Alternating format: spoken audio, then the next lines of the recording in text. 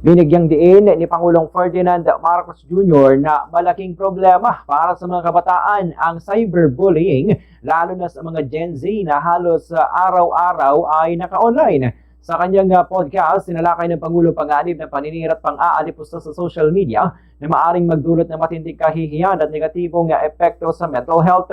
Isaan niyang Pilipinas sa pinakamalakas gumamit ng internet kaya mas exposed ang mga kabataan sa masasakit na komento at cancel culture. Kaugnay nito, nagpaalala ang Pangulo na dapat bigyang halagang mental health at huwag hayaang maging buong mundo ng kabataan ng internet dahil sa mas mahalaga pa rin anyan tunay na buhay at pakikisalamuha sa labas ng screen.